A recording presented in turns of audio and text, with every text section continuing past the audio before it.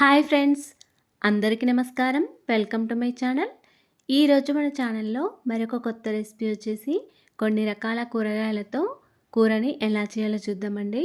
ఇందులో మనం వంకాయ, టమాటా, గుమ్మడికాయ, కాకరకాయ, చిక్కుడుకాయ అని వేసామండి.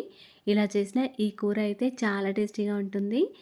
ఈ కూర అయితే అన్నంలోకి కాకుండా చపాతీలోకి కూడా చాలా టేస్టీగా ఉంటుందండి. ఈ కూరగాయలతో మీరు కూడా ఒకసారి కర్రీని ట్రై చేసి చూడండి, చాలా టేస్టీగా ఉంటుంది. ఆరోగ్యానికి మంచిదైన ఈ కూరగాయలతో కూరని రుచికరంగా చాలా సింపుల్గా ఎలా చేయాలో చూసేద్దాం. ఈ కూర కోసం వంకాయలు వచ్చేసి ఒక 200 గ్రామ్స్ వరకు తీసుకున్నానండి.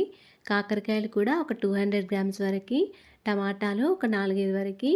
ఇలా గుమ్మడికాయను కూడా తీసుకోవాలండి. ఈ కూరలో గుమ్మడికాయ వేస్తే చాలా టేస్టీగా ఉంటుంది.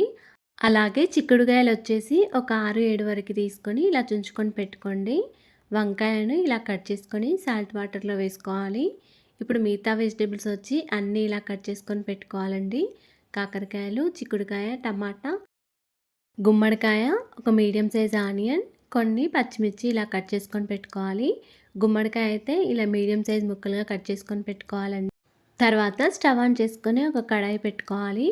కడాయిలో ఒక 2 టేబుల్ స్పూన్ల వరకు ఆయిల్ వేసుకోవాలి. ఆయిల్ వేడైన తర్వాత ఒక టీ స్పూన్ వరకు జీలకర్ర ఆవాలు, కట్ చేసుకొని పెట్టుకున్న పచ్చిమిర్చి, ఆనియన్స్, అలాగే కొద్దిగా కరివేపాకు కూడా వేసుకొని ఫ్రై చేసుకోవాలి.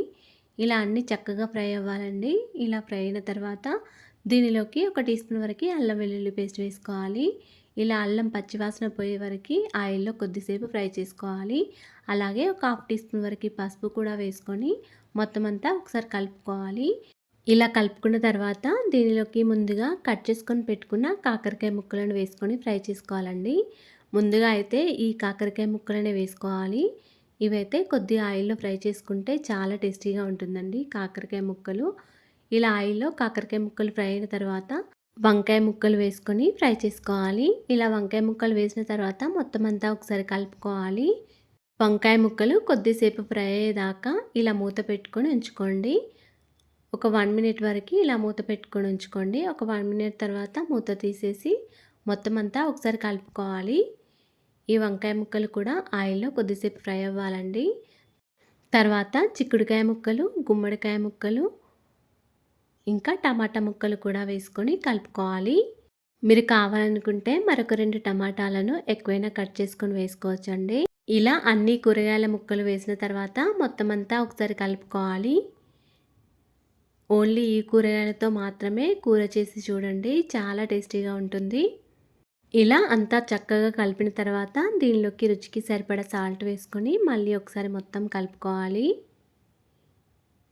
ఇప్పుడు దీనిపైన మూత పెట్టుకొని ఈ కూరగాయల ముక్కలు కొద్దిగా ఆయిల్లో మగ్గే వరకు ఇలా మూత పెట్టుకొని ఉంచుకోండి. ఒక 2 మినిట్స్ వరకు మూత పెట్టుకొని ఉంచుకోండి. 2 మినిట్స్ తర్వాత మూత తీసేసి మళ్ళీ మొత్తం అంతా ఒకసారి కలుపుకోవాలి. ఇప్పుడు దీనిలోకి ఒక 2 టీ స్పూన్ల వరకు కారం వేసుకోవాలి.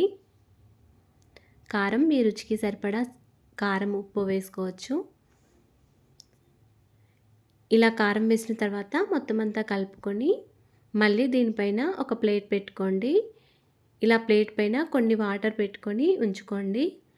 ఎందుకంటే మనం వేసిన కూరగాయలన్నీ కూడా కొద్దిగా చక్కగా ఉడికే వరకు ఇలా వాటర్ వేసుకొని పైన మూత పెట్టుకొని ఉంచుకోండి.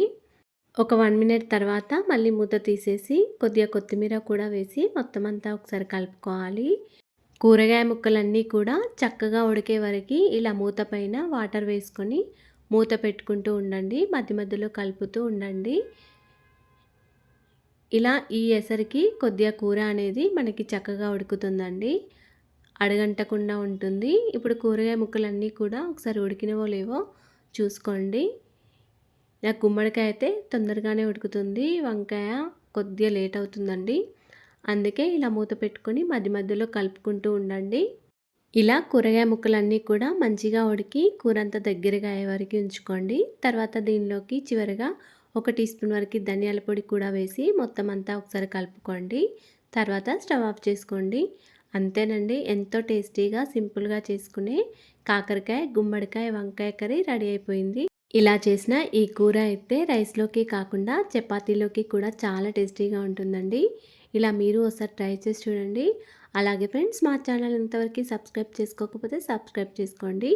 వీడియో కనుక నచ్చినట్లయితే ఒక లైక్ చేయండి అండ్ షేర్ చేయండి. ప్లీజ్ మా ఛానల్ని సపోర్ట్ చేయండి. Thanks for watching.